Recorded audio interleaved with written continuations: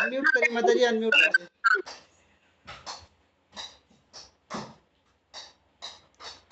माता जी अनम्यूट करिए आप।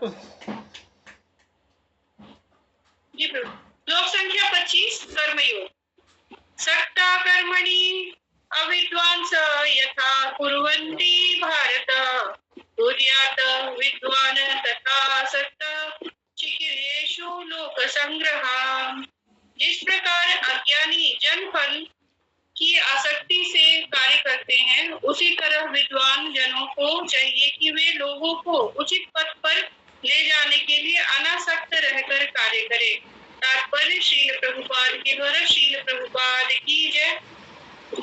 एक कृष्ण भावना भक्ति भावित मनुष्य तथा एक कृष्ण भावना विहीन व्यक्ति में केवल इच्छाओं का भेद होता है। कृष्ण भावना भावित व्यक्ति कभी ऐसा कोई कार्य नहीं करता जो कृष्ण भावनामृत के विकास में सहायक न हो।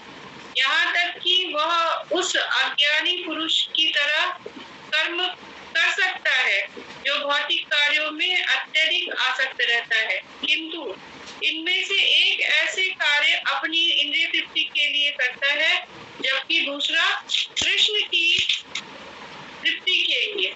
अतः कृष्ण भावना भावित व्यक्ति को चाहिए कि वह लोगों को यह प्रदर्शित करे कि किस तरह कार्य किया जाता है और किस तरह कर्म फलों को कृष्ण भावनामृत कार्य में नियोजित किया जाता है। तो ये अभी इस श्लोक में के तात्पर्य में इतना सुंदर प्रभुपाद जी ने लिखा है कि कैसे अभी हम प्रेजेंट में ही हम देख सकते हैं कि जब हम कहीं हम सेंटर पे जमा होते हैं, है ना, तो लोग बाहर के लोग आकर के देखते हैं या बाहर से लोग सोचते हैं कि यहाँ क्या चल रहा है, यहाँ क्या हो रहा है, इतना सब मृदंग बजा रहे हैं, इतना सब नाच रहे हैं, है ना। लेकिन क्या होता है, जो बाहर के लोग हैं, जो बाहर से देख रहे हैं, वो कहते हैं बद्ध जीव है ना। बद्ध है क्यों? क्योंकि वो इस अमृत रूपी सरोवर में डुबकी नहीं लगाना जानते या डुबकी नहीं लगाते, है ना। तो हम इसमें ये कह सकते हैं कि जैसे यहाँ पे प्रभुपाद जी ने लिखा है कृष्ण भावना भक्ति भावित मनुष्य और कृष्ण भावना विहीन, है ना।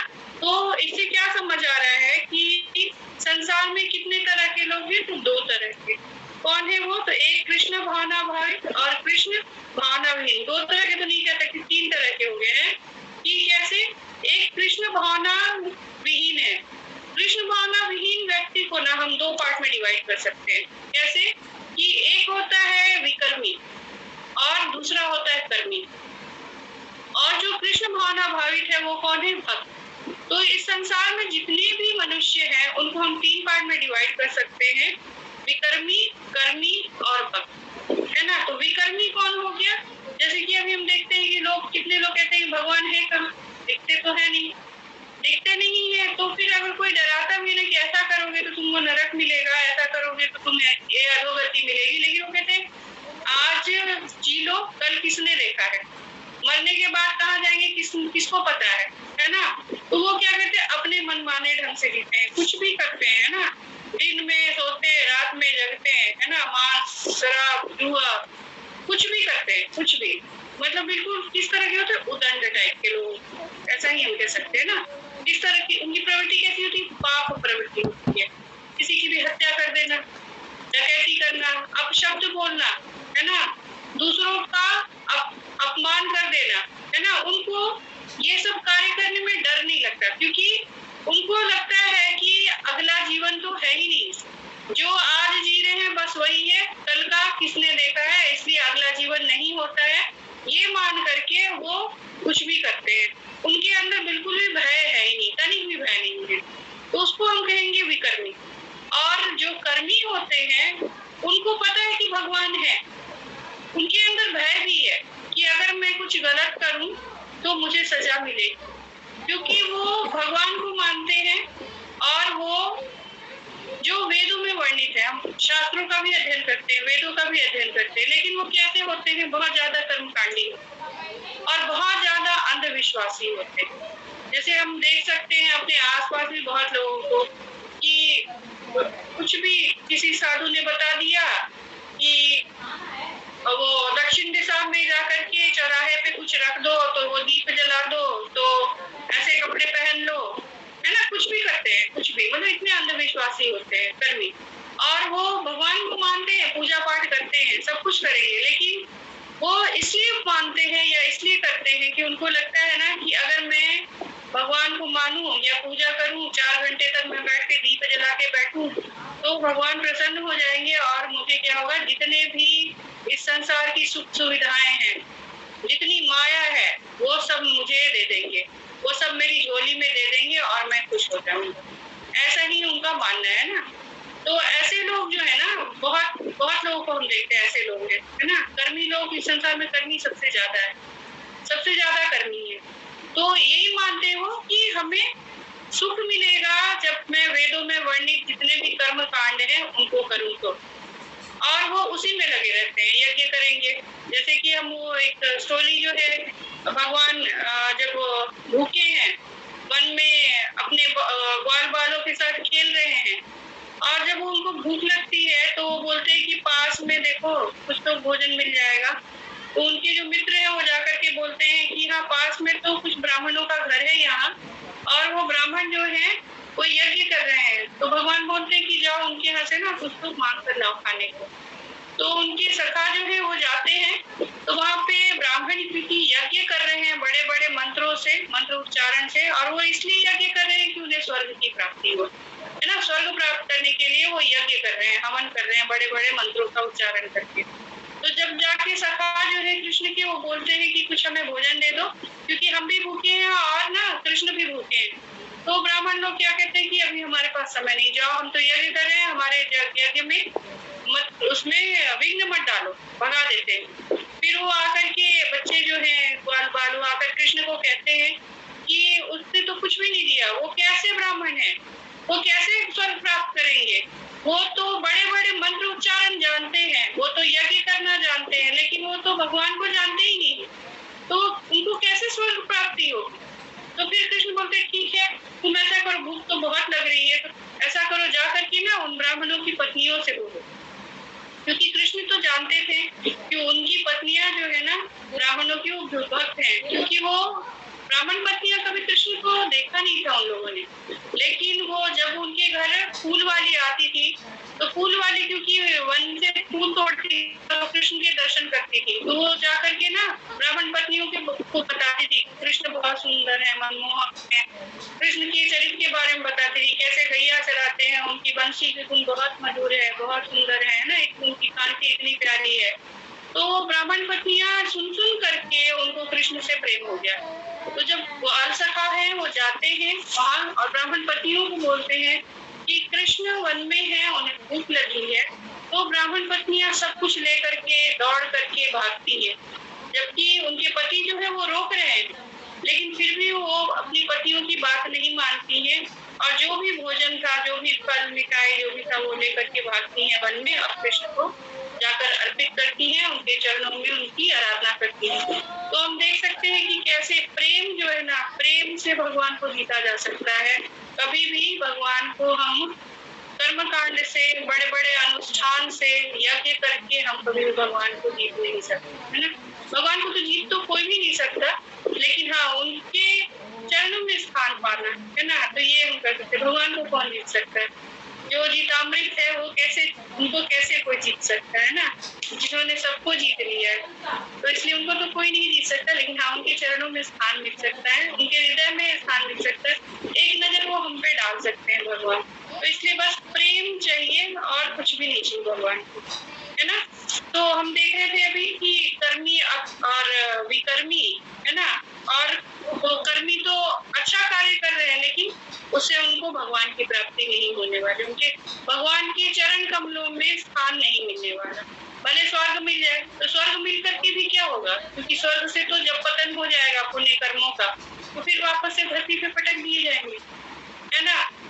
और हो सकता है कि उनका जो अगला जन्म हो वो अच्छे कुल में भी हो सकता है, या वो कुछ कोई अच्छे से बगीचा का कोई पुष्प का पौधा बन जाए, कुछ सुंदर सी चिड़िया बन जाए, है ना, तो ऐसा हो सकता है। लेकिन फिर भी धरती पे तो फिर आना ही पड़ेगा ना, तो कर्मी ये नहीं जानते कि धरती पे आना, इस धरती पे आना और फिर से माता के गर्भ में उतने दिनों तक कैद रहना, है ना। माता का गर्भ भी एक तरह का क्या है, जेल खाना है ना। उसमें कैद रहना और उसमें बहुत सारे कष्ट को झेलना, है ना। माता के गर्भ में कैसा होता है, बच्चा इतने छोटे पोटली में बंधा रहता है, बढ़ता जाता है लेकिन जगह उसको कम मिलती है, पैर हाथ सिकोड़ करके रहता है, आंखें बंद रहती, कान बंद रहते हैं उसके, है ना। वो नाड़ में फंसा रहता है, बिल्कुल बंधा हुआ रस्सियों में, है ना। कुछ बोल नहीं सकता लेकिन सब कुछ सुन सकता है वो, बाहर क्या हो रहा है।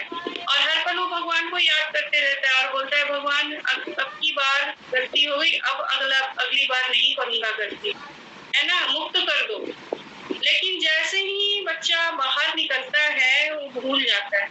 तो या तो मनुष्य या और भी जो जीव हैं, सारे जीव, सबको तो गर्भ से गुजरना ही पड़ता है ना। गर्भ की जो उसमें सजा है, गर्भ भी एक सजा है, उसे गुजरना पड़ता है हर जीव। चाहे वो आप देखिए जो अंडे देने वाले जीव हैं, वो भी अंडे में बंद रहते हैं, है ना। हम तो मनुष्य की बात कर रहे हैं केवल, लेकिन सारे जीवों को कष्ट तो झेलना पड़ता है जो गर्भ से होकर के बीतेगा। तो हम मनुष्य तो और भी ज्यादा भुलक्कड़ हैं। हम तो इतने भुलक्कड़ हैं कि जैसे ही गर्भ से निकलते हैं, भगवान से 9 महीने तक हम प्रार्थना करते रहते हैं, जैसे निकलते हैं भूल जाते हैं और संसार में हम फिर बन जाते हैं, है ना। माँ का प्रेम पा लेते हैं, माँ का गोद, माँ का दूध पीते हैं और सब भूल जाते हैं, है ना। तो इसी वजह से क्या होता है, भुलक्कड़पन की वजह से बार बार कर्मों में लिप्त होते हैं, आसक्त हो जाते हैं चीजों में। तो कर्मी मनुष्य जो होते हैं ना, बहुत ज्यादा आसक्त होते हैं, उनको बहुत ज्यादा हर चीज से मोह होता है, उनके आसपास जितनी चीजें हैं, जितने लोग हैं, सबसे मोह होता है। कर्मी लोगों को हम देखेंगे क्या, उनको अपने घर परिवार से बहुत मोह है, उनकी जो पत्नी है, बच्चे हैं, उनके परिवार, रिश्तेदार, आस पड़ोस, उनका घर, है ना। एक एक वस्तु से प्यार है, संजो करके सब कुछ रखते हैं, लेकिन वो ये भूल जाते हैं कि ये तो सब कुछ क्या है, धरा का धरा रह जाएगा इस तरह पे, है ना। जब ये शरीर छूट जाए तो वो भूल जाते हैं इस चीज को, है ना। तो इसलिए कर्मी मनुष्य जो होते हैं वो इंद्रिय तृप्ति के लिए वेदों में वर्णित जितने भी कर्म कांड है, सकाम कर्म है, वो सारे करते रहते। लेकिन जो भक्त होता है वो कैसा होता है, ये दोनों तो बंधे हुए हैं ना रस्सियों से, माया की रस्सियों से बंधे हुए, लेकिन भक्त क्या होता है, मुक्त होता है ना। और ये संसार कैसा है, ये संसार तो एक सागर है, इतना विशाल सागर है, इसमें इतनी लहरें हैं, है ना। लहरें क्या करती है, हमें बार बार उठाती है, पटकती है ना। होता है ना, हम इस चीज को फील करते हैं, कभी दुख आता है, कभी सुख आता है। तो ये सुख दुख क्या है, लहरों के समान है। कभी ऊपर उठाती है तो हम सुखी हो जाते हैं, कभी नीचे पटकती है तो दर्द होता है ना, दुख होता है। तो समुद्र में हम गिरे हुए हैं। तो आप सोच सकते हैं कि अगर किसी को हाथ पैर बांध दिया जाए और बांध करके एक ऐसी नौका में बिठा दिया जाए जिसमें छेद हो, है ना, और उसे समुद्र में छोड़ दिया जाए तो क्या होगा। थोड़े समय तैरते तैरते फिर क्या होगा, नौका में जल भरता जाएगा। तो वो जल कैसा, वो नौका कैसा, संसार, जो संसार सागर है उसमें इंद्रिय तृप्ति की लालसा की नौका, और उसमें वो जो छेद है वो क्या है, माया रूपी छेद। तो माया जितना ही ज्यादा भरता जाएगा वो क्या होगा, नौका डूब जाएगा।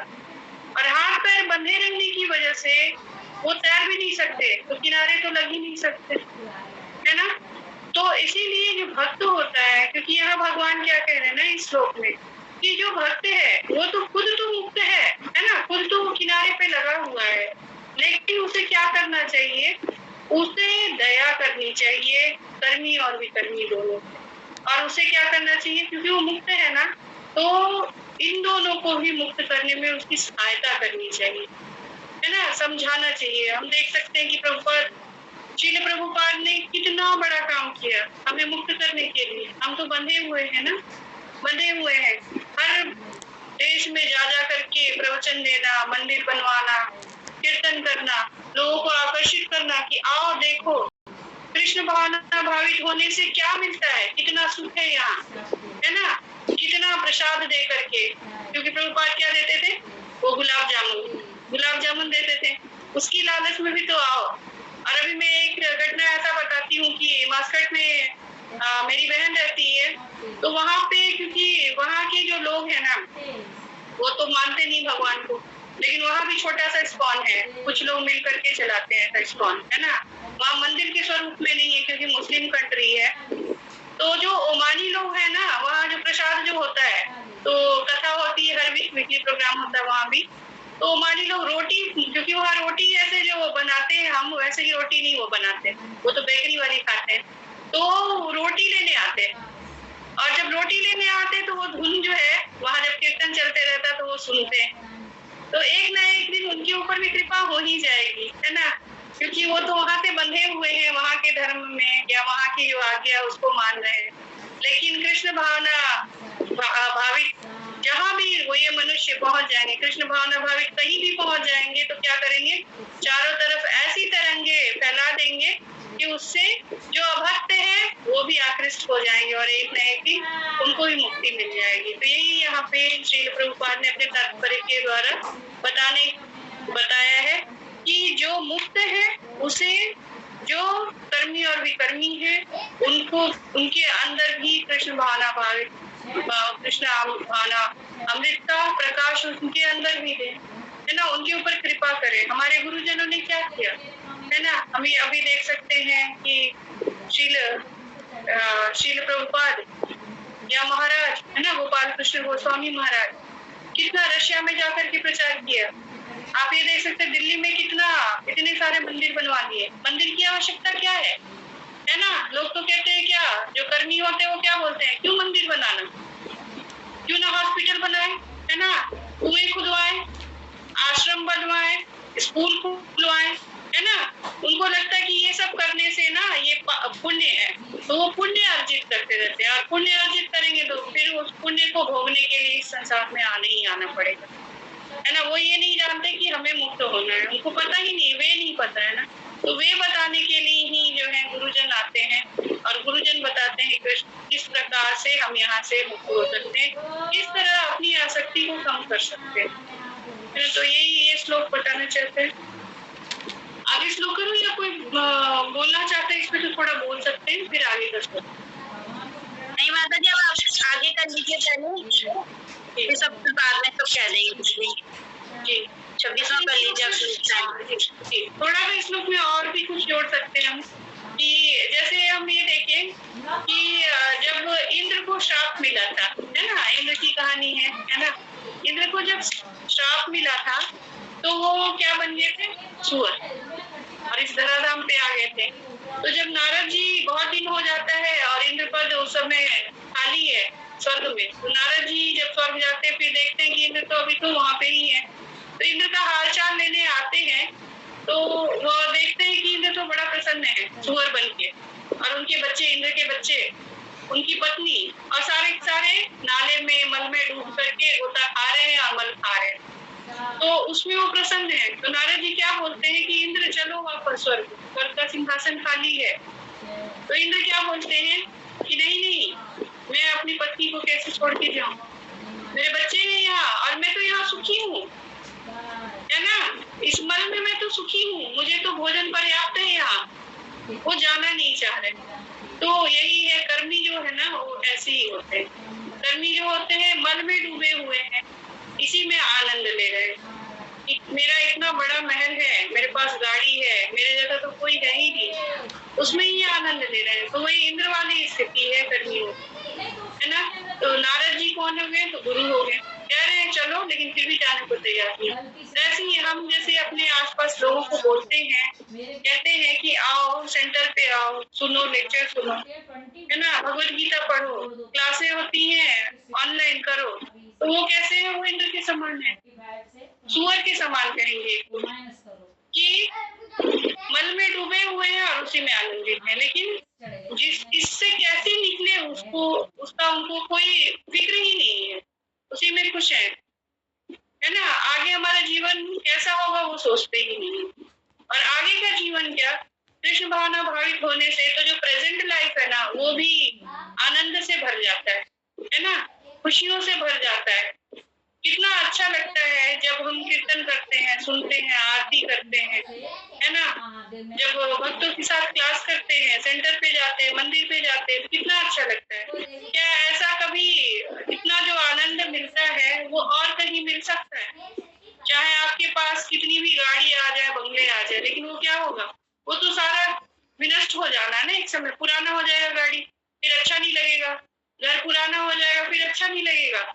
लेकिन जैसे जैसे भक्ति हमारी पुरानी होती जाती है और भी आनंद आने लगता है, और मजा आने लगता है ना? लगता है कि और जाने, और संग करे भक्तों का, और मंदिर जाए, और भगवान की सेवा करे, है ना? तो भक्ति एक ऐसी चीज है, पुरानी होने पे और भी ज्यादा निखर जाती है, और भी अच्छा लगता है ना?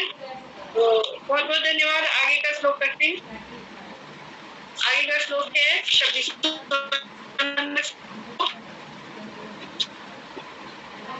26वां नंबर श्लोक, कर्मयोग।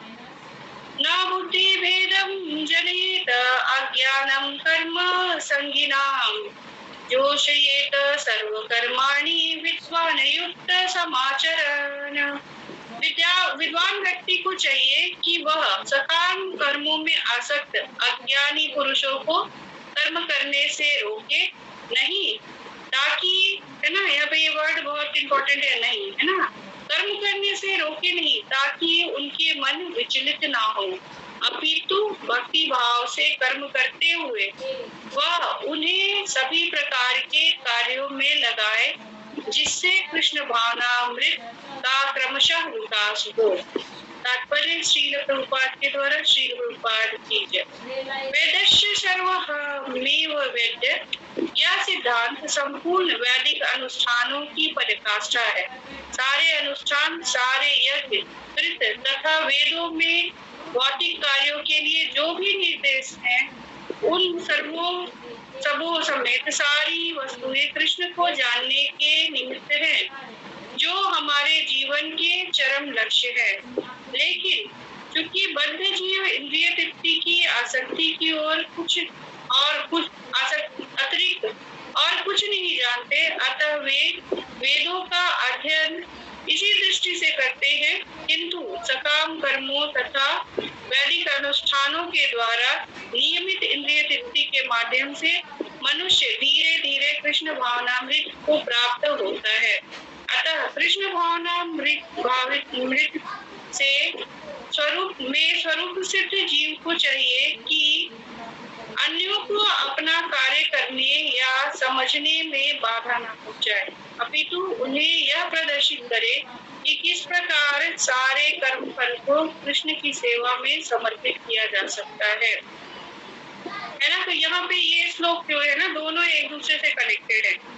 कैसे कनेक्टेड है कि पहले श्लोक में, अभी 25वें नंबर श्लोक में श्रील प्रभुपाद ने क्या बताया, हमें क्या समझाया है तात्पर्य के द्वारा, कि किस तरह से कर्मी और विकर्मी, है ना, बद्ध जीव जो है किस तरह से आसक्त है, इंद्रिय तृप्ति के लिए सब कुछ करता है, उसे पता नहीं कि संसार से कैसे निकलना है। तो भक्त को चाहिए क्या कि उसे निकलने में, संसार रूपी महासागर से निकलने में सहायता करे, है ना। और इस श्लोक में क्या बोल रहे हैं भगवान कि जो बद्ध जीव हैं उनकी बुद्धि में भेद ना पैदा करे। मतलब क्या, जो वो कर रहे हैं किसे बोले, कर्मियों के लिए, है ना।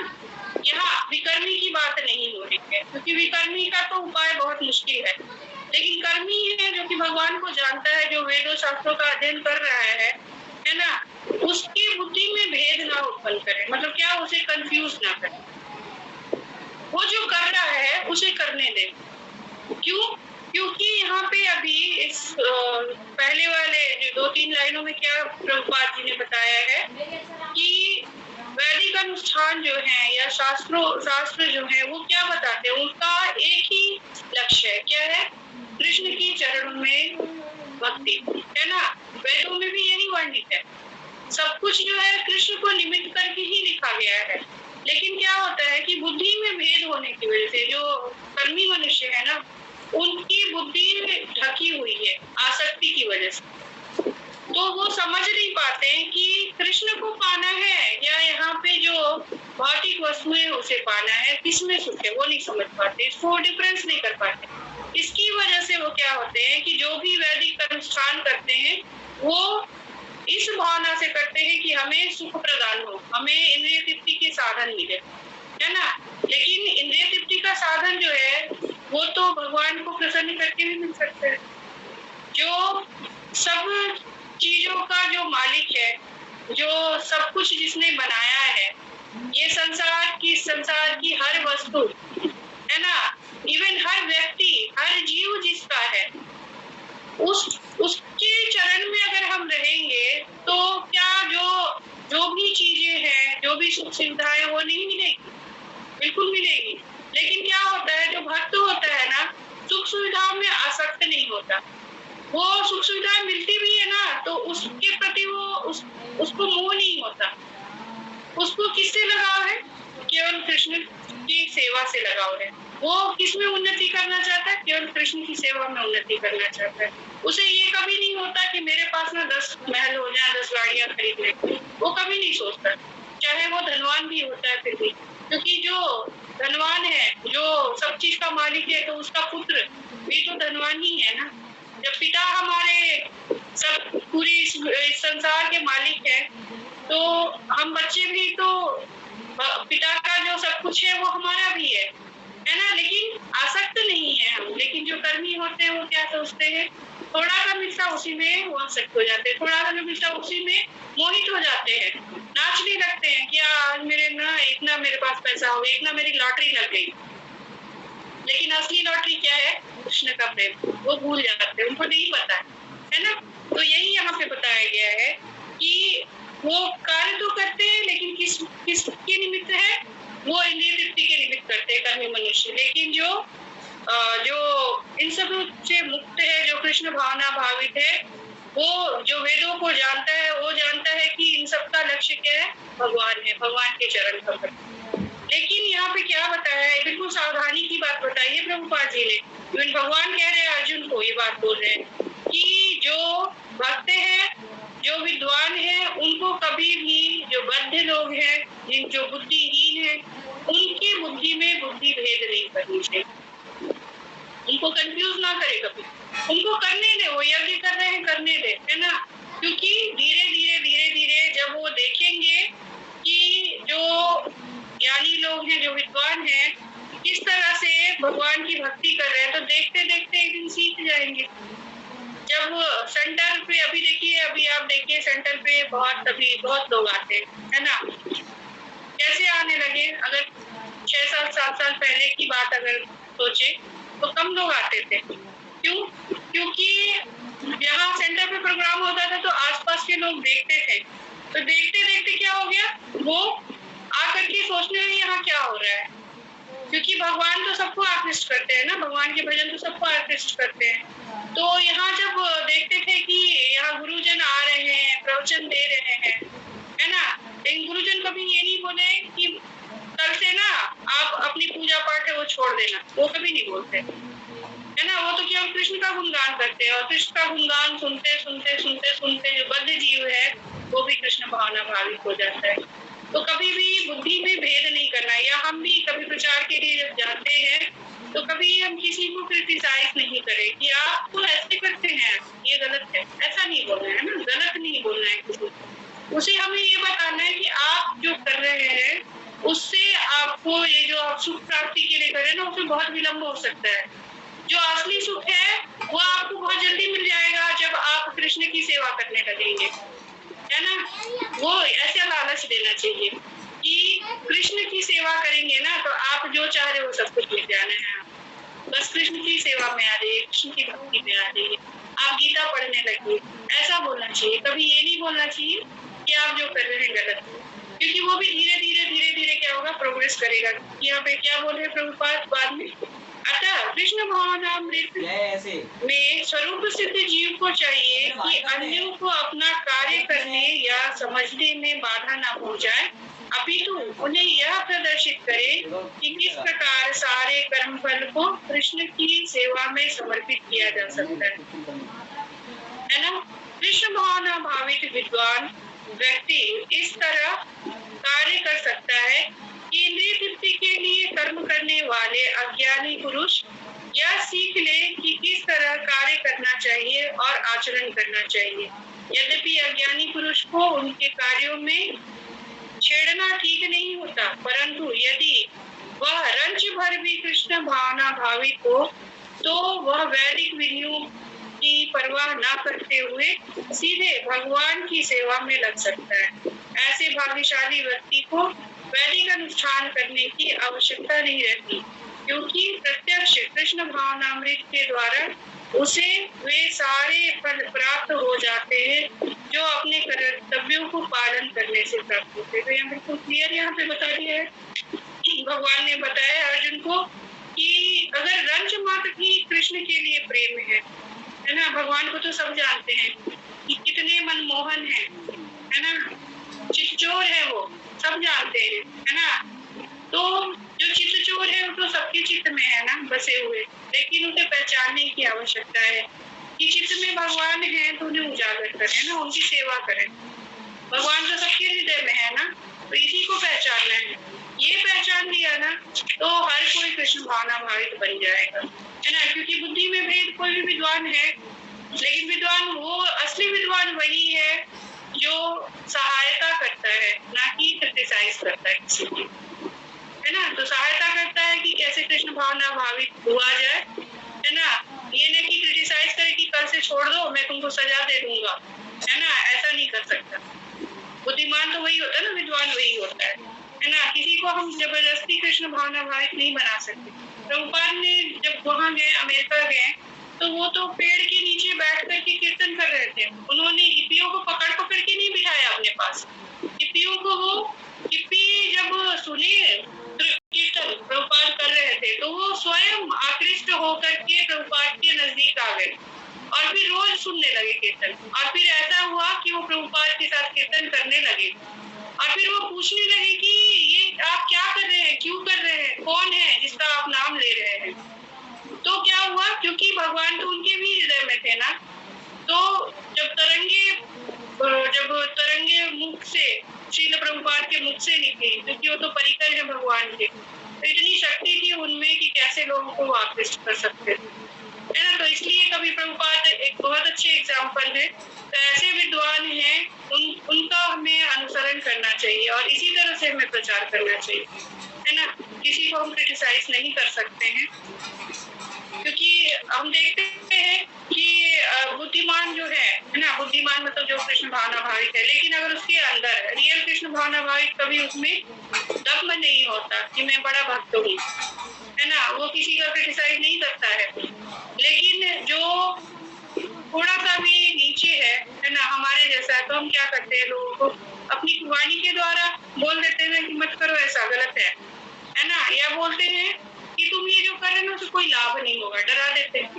तुम ये जो यज्ञ कर रहे हो उससे कोई लाभ नहीं होना है ना। क्या बोल देते हैं, ये सब करने में कुछ भी नहीं रखा हुआ है ना, ये सब करने से कोई फायदा नहीं होता, बल्कि तुम ना और बंध जाओगे और दुखी हो जाओगे, ऐसे हम बोल देते हैं। लेकिन ऐसा नहीं करना चाहिए, है ना। तो हमें क्या करना है, हम अपना स्वार्थ नहीं कभी सोचे। जब प्रचार करें तो हम अपना स्वार्थ नहीं कभी सोचे कि मैं बहुत बड़ा प्रचारक हूँ और मैंने इतने भक्त बना दिए, ऐसा नहीं सोचना कभी, है ना। जब रियल प्रचारक है वो क्या करेंगे, सबको साथ लेकर चलेंगे और सबका सम्मान करेंगे, चाहे वो कृष्ण भावना भावित हो या ना हो, केवल इस आशा से कि एक दिन जो मेरे आसपास है सब कृष्ण भावना भावित हो जाएंगे, है ना। ये संसार पूरा कृष्ण भावना भावित हो जाएगा और असली भगवान के, असली पिता के शरण में सबके सब चले जाएंगे, ऐसा ही सोच लेते। तो श्रील प्रभुपाद की जय। हरे कृष्णा। अगर कुछ गलत बोला हो तो त्रुटि के लिए माफ करेंगे। कोई कुछ जोड़ना चाहे तो प्लीज जोड़।